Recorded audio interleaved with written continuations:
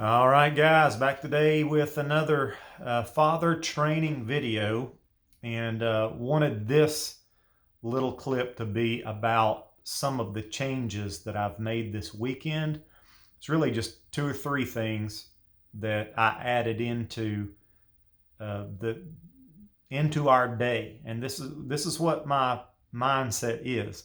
These are things I'm adding to our life to do every single day, or as every day that we possibly can. Habits. Think about habits. Habits, the things you do consistently, are the you that you are showing up in being every single day. So if you can take a look at your habit patterns, if you can break it down, become aware of, okay, what do I do? Everybody has a routine. As soon as they get up out of bed, they go through this routine of habits. And the lion's share of your life is going to be the things you do every single day. And so those are things you really need to take a look at, because you're setting the tone in your environment. In other words, we're talking about men or fathers, or really fathers and mothers. What we do is training the environment to be something, because you got these little people that are looking at you and looking at what you do, and they're learning from you. Whether you're trying to teach them or not, they are watching you do life, and they're being affected by it. You're impressing yourself upon them. So thinking through our every single habit, and again, I'm talking about the things you do every single day, those things need to be right, and they need to be selected. You need to do them for a good reason, because again, you're training your environment to be a certain way. And so this needs to take some real thought, and then just so you can build your day according to your habits. You build it. You proactively think through it with a heart of wisdom, with a heart of humility, saying, "Hey, this isn't like I've got it made." There's different seasons in life. You got to be ready to change as well, but you got to be of the mind that says, maybe I should change. Am I open to new suggestions? Am I open to adding this and taking that out? Because I'm not the answer, man. I don't have it all. See, it's a humble heart that you have, a teachable heart. If God is saying to me, "Paul, I need you to do a whole laundry list of things," if I'm proud, then I'm not going to do them. And I'm going to continue to suffer the same results I've always suffered. And so being humble, taking a look at your day, understanding that you are the trainer of the environment, and therefore the things that happen are coming straight from you, getting into a moldable situation where I can add this, I can take this out. It has an effect. And so there's a couple things, or two, three things I did this weekend that I wanted to share with you. Now, the first thing, let's just start with this, because this has to do with Arita and I, my wife and I, being a team. In other words, being one, having become one. Now, this is something that does not happen automatically. This is something that in marriage, you are ready to do everything necessary to make this happen. Okay? Yes, you got married. Yes, it's official, but you can live two separate lives. Ask me how I know how easy that happens. And so one of the things that has gotten in the way for me, and so I'm just trying to adjust things. If I want to have a union of a marriage, it's me and her together as one, then my habits have everything to do with that. And so I've been making, God only knows how many mistakes, but you can only start one at a time here. So one of the things that I know, and this kind of came out of the rubble Saturday as we kind of put things back together and communicated, a habit I've got into, and I did it, I started it, had to do with what covers we use on our bed. Okay? Now,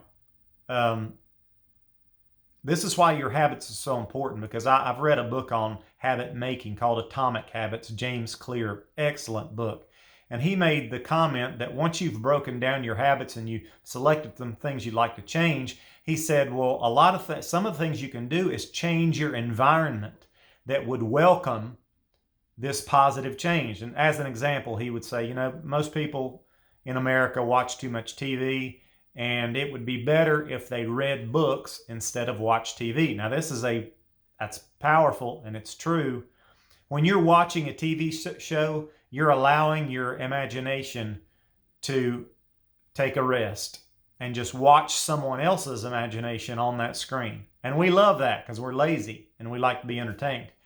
But when you read a book, the words you're reading, as you're reading them, fire up your imagination. And so it makes you use your imagination, which I don't want to go down the rabbit trail of how important that is, but it's critical. If you're talking about creativity, because we're creators, if you've got to work that imagination, that's why book reading is so good. And especially, is it fiction or nonfiction that are stories that aren't true? Things like Lord of the Rings and Chronicles of Narnia, and really good story form book that's just excellent reading material. It fires your imagination up. So reading that stuff is sharpening your creative imagination, which is in end is making you a more creative person. Your brain's been working. That's what reading does. So most people don't read enough. They watch too much TV. So he would say, so what you need to do in your room is take the TV out of the family room. Just get it out of there, because you've got it in a position in which it's too easily seen, and it kind of speaks and draws people to it. So he said, at least shut it, in a cabinet, shut it up. Don't let it be seen. And instead, put on the coffee table several different kinds of books that would invite people to open them up and read them. So in other words, you've done a structural change in your environment to welcome a new habit, to stop one habit and to start another one in how you've set the room up. That's some pretty good wisdom. So I said that to say this, and I would say, think about it. Think about how there's a lot that goes into this, in other words, but think it through. So I'm wanting to be more one with my wife, and I set up a situation in which we have two separate blankets on our bed, and we got a king-size bed, so it's already this massive bed. There's a lot of space on it, and so if we got two different blankets, I'm serious. I can be on one end looking at my phone. My wife can be on the other end looking at her phone, her back turned to me. And this is the way we go to bed at night. And I'm like, this is not good. This is not what I had in mind when I was thinking about two separate blankets. What really happened was I didn't marry till I was 36, 37. So I had a lot of time to get stuck in some habits. And one of those was I always had a big bed. I always would listen to something, usually educational or preaching or teaching or something good to think about. I would play it as I'm going to sleep.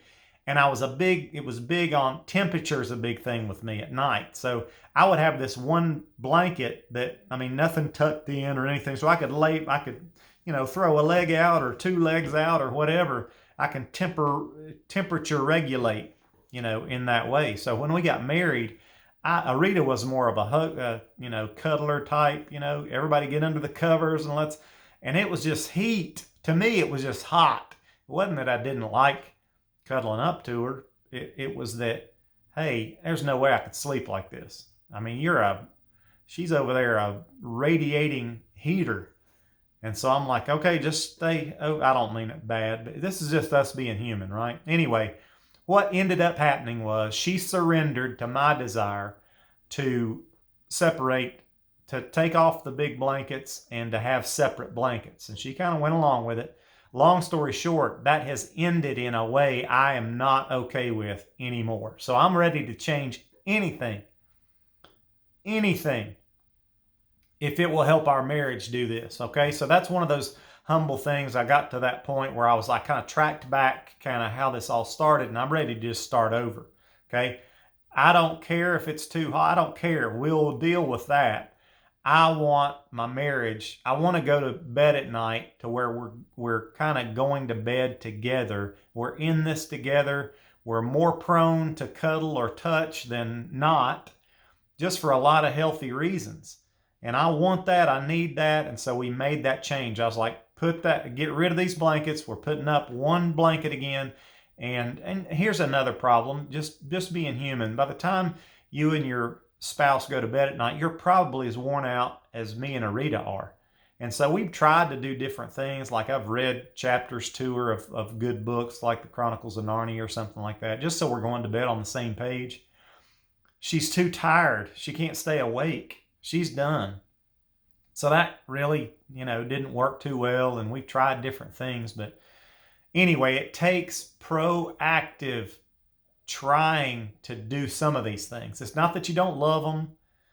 Listen, let's just be honest. It's not this romantic idea that we think about in the West, the romance of the marriage. We know how real it is. I know I'm talking to some other human beings out there, okay?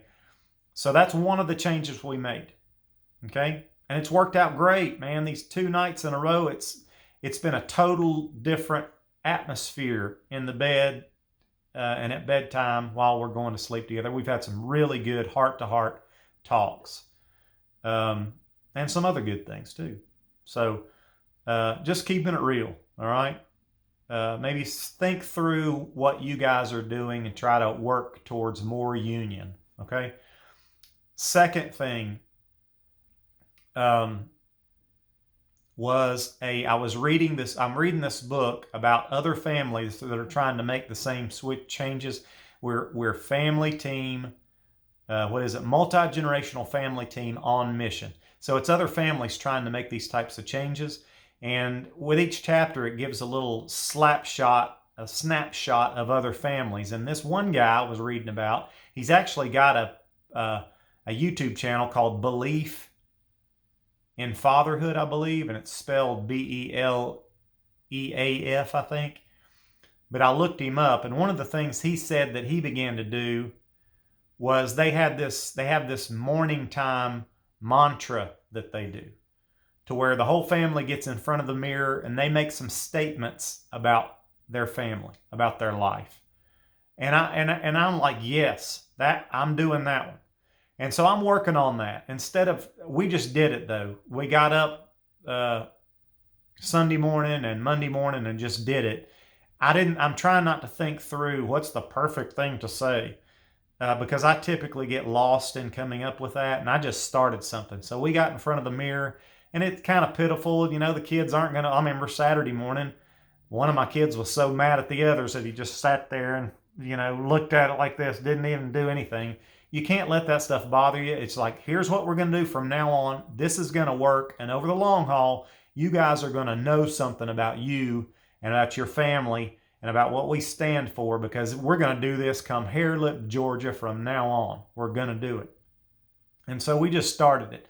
And it was something like, I led them through, we are a family team, or we are Team Thompson, and God is our Father, and Jesus is our Lord. I think that's what we said yesterday. I just had everybody repeat it together, looking in the mirror, and then little high five each other. And I've seen some research on the power of a high five. There's some real power in giving each other a high five. And I'm not going to go into all the research that they found in that, but just do it. Start giving each other a high five. It's a vote of confidence. And it's powerful. It's effective. Giving people a high five. Anyway, I won't go into those details either. But those are 2 things I'm doing. And then next, I'm thinking through everything. Like when I get up in the morning, I've been going to get the kids up, and we've started setting alarms and having the bigger kids and the littler kids get up on your own. This is your life. These are your habits. What we've got to do is stop doing for our kids things they must do for themselves. Because what we do is we cripple them. We do things for them that cripple them. Because in other words, training in the home needs to be upping the ante of responsibility we're giving each child. And, if you got a 10-year-old like I do, all the way down to a 4-year-old or 5-year-old, you kind of base it on where they're at, but you want to be turning over more and more responsibility. So our older kids are getting up with an alarm. I'm not going down there and dragging them out of bed. It's their responsibility. Get your butt up and get going in the right direction. You know what you're responsible for. Get up at the right times, doing the right things. We've got our markers in the morning after getting out the door on time. But you're training the environment to do that. You are, as the parent, you're setting the tone. This morning, something I forced Samuel to do, which is my 5-year-old, I typically will put his shoes and socks on for him because he's either doing it wrong or it's taking him forever. And it's not like you want to do it for them just to get it done and say, got it, now we can move on. And I've known I've got to stop doing that. This morning, I forced him to put his own shoes and socks on. And it was painful to watch. It was slow. He put his shoes on the wrong foot, of course, and I had to take them off and make him do it again. But long story short, he did it. Okay, so that's a vote of confidence for him. These habits, in fact, if you don't know this, every habit that you have is a vote of confidence for the type of person you want to be. And so you're instilling habits in your children and training the environment. You want your kids to be doing things habitually that are a vote of confidence for the type of person that they are and the type of person they want to be. Okay, so anyway, there's some practical things. I try not to make these long, but they're always long. So be praying for me, guys. I want to begin to do videos. I've seen the power of video and what YouTube can do. And I know I want to up my ante in this game. I really want to do this. I think there's a lot of potential in it, that I would use my life just as my broken life. And believe me, I'm broken. But use it and kind of open up an eye into my world so that you can understand, look, we're all struggling through very similar things. And so here's some hope about some things you can do to change it, make it better. But really it's to be an encouragement. But when I can make videos that are not just me talking, but I can show you things. See, I need to know how to produce videos. And so I'm stepping into that world, trying to learn that. So be praying for me. I want to take this to another level. Video production, which is a lot more work, gets into tech things I'm not good at, but I'm ready to learn. I want to learn. I want to grow. I want to do this. I want to make a difference. Listen, guys, I'm realizing that not only do I want to be a man of righteousness, a man like Abraham who trains up his environment in a powerful way, but I want everybody else to do it too, because it's all of us together that create a society. And we are so close to losing all things good in this nation.